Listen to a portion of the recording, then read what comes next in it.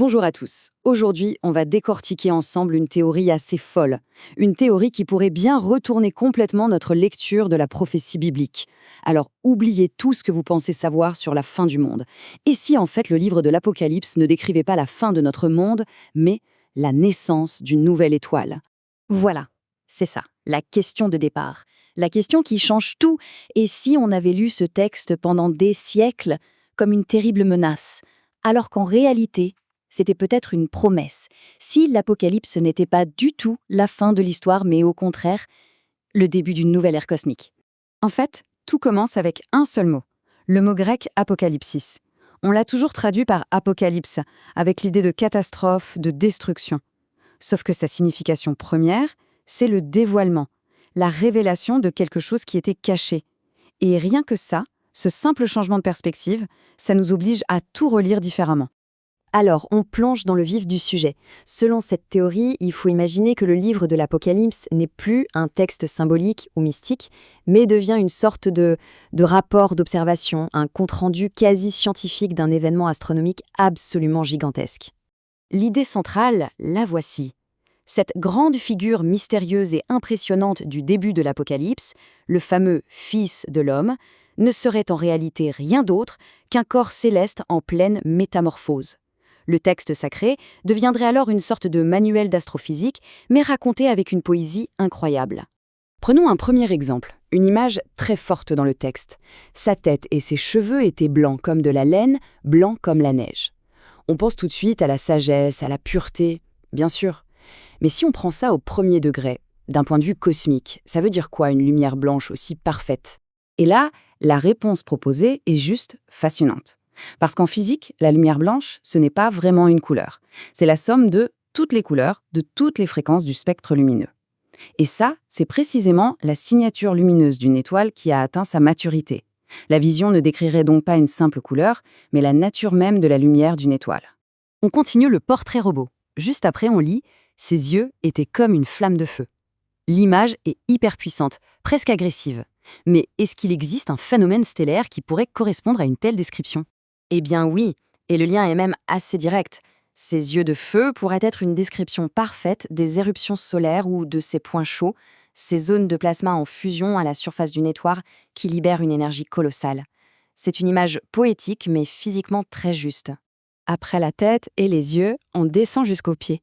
Ils sont décrits comme de l'airain ardent, comme du bronze en fusion dans une fournaise. On imagine une chaleur, une intensité qui doit être insoutenable.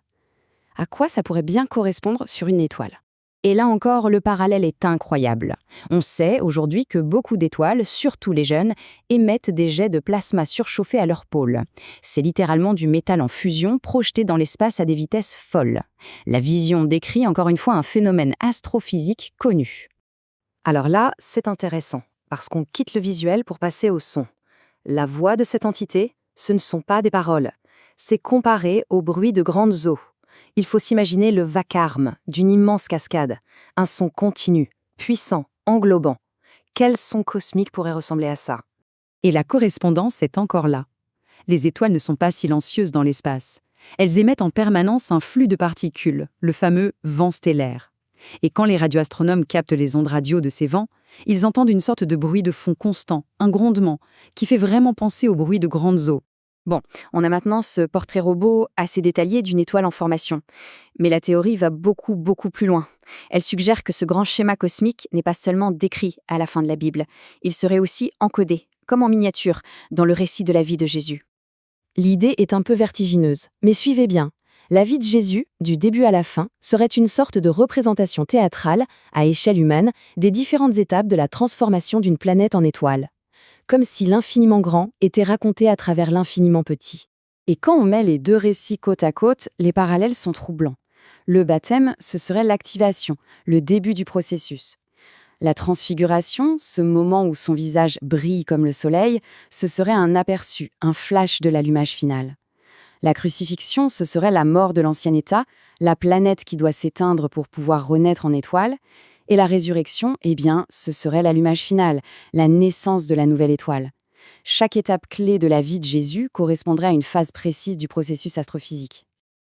D'accord, mais alors quel serait le but de ce gigantesque événement cosmique? Eh bien, la dernière partie de la théorie avance une réponse assez bluffante. La fameuse Nouvelle Jérusalem, décrite à la fin, ne serait pas une ville spirituelle, mais carrément le plan d'architecte d'un tout nouveau système solaire.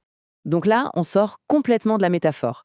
La cité sainte deviendrait une description technique, le schéma directeur d'un système solaire réorganisé et stabilisé, non plus autour d'un seul soleil, mais de deux, un système binaire. Et les détails donnés dans le texte sont incroyables. Les fondations de cette cité sont 12 pierres précieuses, chacune avec une couleur bien précise, du jaspe rouge au saphir bleu jusqu'à l'améthyste violette. Prises ensemble, ces couleurs recréent tout le spectre de la lumière visible. C'est une description du spectre électromagnétique complet, la lumière riche et totale qu'on attendrait d'un système à 2 soleils.